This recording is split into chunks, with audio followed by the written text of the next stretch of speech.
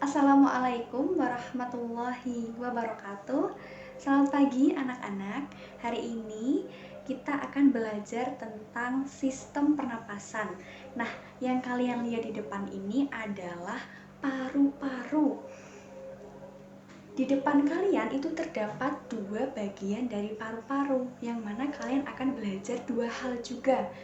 Yang bagian sisi sebelah sini kita akan belajar tentang bagian dari jaringan paru-paru.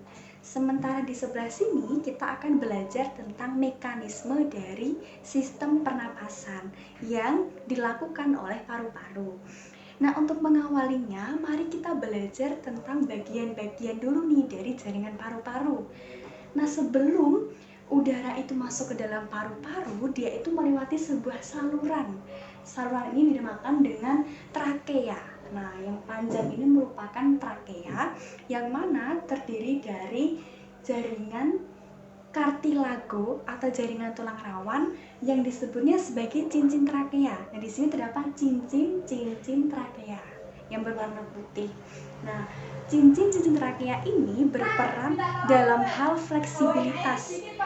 Ketika udara itu masuk ke dalam trakea, maka cincin trakea ini akan memberikan perluasan atau penyempitan bagi trakea.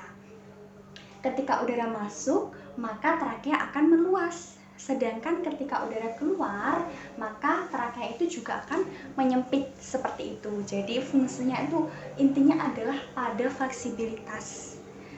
Nah, setelah udara masuk ke dalam trakea, maka akan diteruskan ke bronkus. Nah, bagian yang bercabang yang berwarna oranye. Nah, setelah itu akan diteruskan lagi ke bronkiolus, bagian yang berwarna merah dan juga warna biru. Yang ini ada kaitannya dengan pembuluh darah.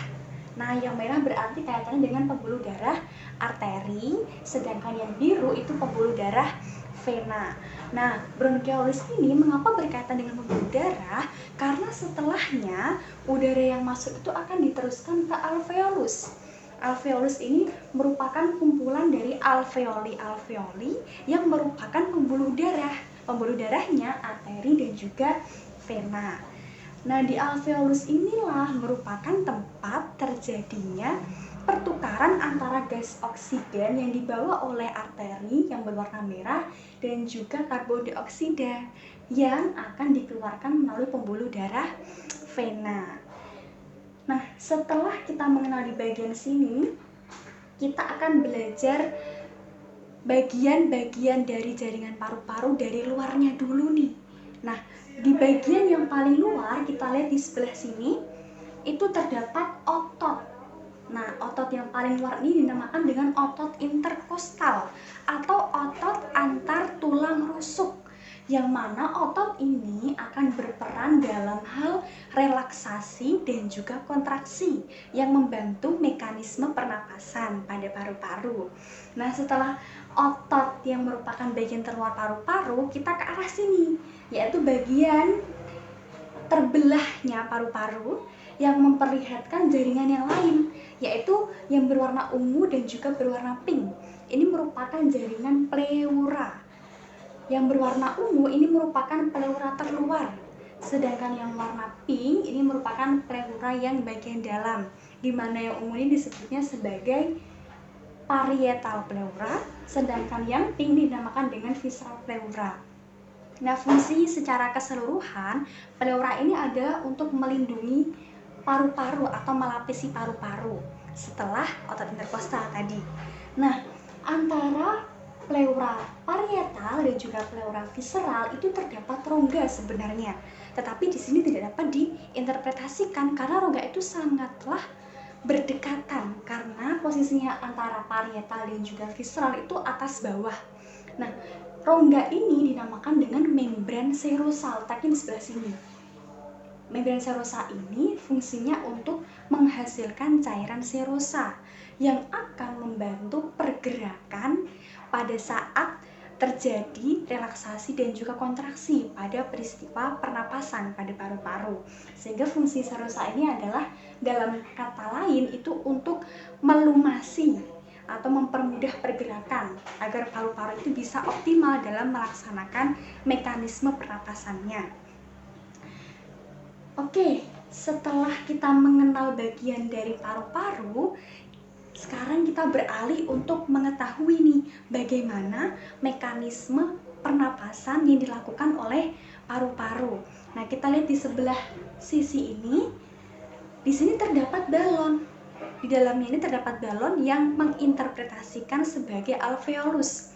Alveolus ini sebenarnya kerjanya itu lebih mudahnya itu kita menganalogikannya itu kembang kempis. Dia nanti dapat mengembang dan juga mengempis. Nah, kenapa hal ini bisa terjadi? Karena alveolus itu dibantu oleh otot interkostal yang ada di sebelah sini, yang untuk memudahkannya itu kita menggunakan bantuan dari splint di sebelah sini. Jadi ketika otot interkostal itu mengalami kontraksi dan juga relaksasi, maka akan mengakibatkan alveolus itu dapat kembang kempis, yang artinya menunjukkan peristiwa pernapasan. Ada dua peristiwa, yaitu inspirasi dan juga ekspirasi. Nah, mekanisme yang pertama, inspirasi, yaitu ketika udara masuk lalu melalui trakea, kemudian masuk ke dalam paru-paru. Nah, ketika udara masuk itu otot interkostal akan melakukan kontraksi sehingga menyebabkan paru-paru, tepatnya alveolus itu mengembang. Nah, seperti ini. Sebaliknya, ketika udara itu akan keluar dari paru-paru atau mengalami ekspirasi, itu otot interkostal akan mengalami relaksasi sehingga mengakibatkan alveolus pada paru-paru itu menyempit. Nah, ini inspirasi, kemudian ekspirasi. Nah, mekanisme inspirasi dan juga ekspirasi itu terus terjadi selama kita bernapas. Seperti ini interpretasinya. Mengembang, mengempis. Kontraksi, relaksasi, inspirasi, ekspirasi. Nah, seperti itu ya anak-anak mekanisme dari sistem respirasi atau pernapasan pada paru-paru. Nah, satu lagi yang ingin Ibu jelaskan, setelah paru-paru itu melaksanakan pertukaran di alveolus tadi, ada peristiwa kembang kempis tadi dianalogikannya, kemudian oksigen itu akan dialirkan melalui pembuluh darah arteri yang berwarna merah ini, kemudian akan diteruskan ke jantung dan dialirkan ke seluruh tubuh yang membutuhkan oksigen. Sementara karbon dioksida itu nantinya akan dialirkan melalui pembuluh darah vena yang berwarna biru ini, kemudian akan dibawa ke luar tubuh, nah melalui mulut nantinya, agar bisa mengeluarkan zat-zat racun atau yang tidak dibutuhkan oleh tubuh. Nah, begitu anak-anak, kita sudah belajar tentang bagian-bagian dari jaringan paru-paru yang diperlihatkan oleh lapisan-lapisan ini yang diartikan sebagai 3 dimensi dari paru-paru, dan juga mekanisme dari sistem pernapasan paru-paru yang kita atau anak-anak nanti bisa mensimulasikan di media simulasi ini.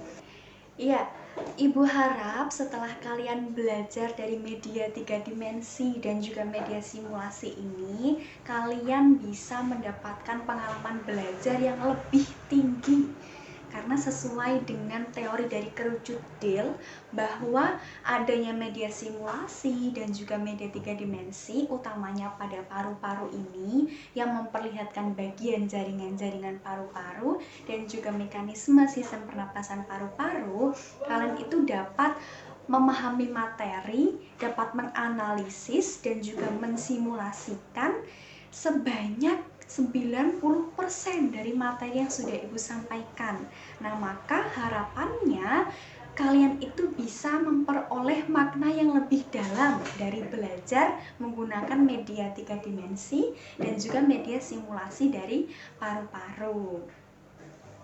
Nah, baik anak-anak, Ibu kira cukup sekian materi tentang sistem pernapasan yang dimainkan atau diperankan oleh paru-paru yang sangat berarti bagi tubuh kita, karena setiap hari kita melakukan pernapasan yang ini menjadi salah satu ciri dari makhluk hidup untuk bertahan hidup. Nah, semoga kalian dapat memahami materi ini, dan untuk memperdalam materi, Ibu sudah menyiapkan barcode yang terdapat pada papan di media ini, setelah ini Ibu akan ajarkan bagaimana caranya untuk men-scan barcode yang terdiri dari bagian-bagian dari jaringan paru-paru serta mekanisme sistem pernapasan paru-paru. Nanti kalian hanya tinggal men-scan barcode ini dan akan muncul penjelasan yang lebih mendalam mengenai bagian dan juga mekanisme pada sistem pernapasan paru-paru. Nah, harapannya dengan adanya penjelasan yang lebih detail ini kan bisa mengambil manfaat yang lebih bermakna lagi dari pelajaran kita pada hari ini. Nah, baik anak-anak, ini merupakan barcode yang Ibu katakan tadi untuk memperdalam materi tentang sistem pernapasan yang diperankan oleh paru-paru. Kalian nanti tinggal men-scan dua barcode ini untuk mengetahui bagian-bagian dari jaringan paru-paru dan juga mekanisme pernapasan pada paru-paru. Caranya mudah sekali, kan bisa menggunakan aplikasi apapun untuk men-scan barcode ini. Contohnya kalian bisa menggunakan Google Lens dan juga media atau aplikasi lainnya yang bisa menunjukkan isi dari barcode ini. Nanti di dalamnya terdapat file yang sudah berisi penjelasan yang lebih mendalam tentang kedua materi ini. Nah, ini dia tampilan ketika barcode sudah kalian scan akan menunjukkan materi. Ini merupakan materi bagian dari paru-paru. Sementara ini merupakan mekanisme pernapasan pada sistem paru-paru.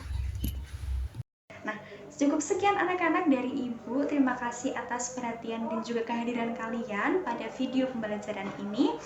Wassalamualaikum warahmatullahi wabarakatuh.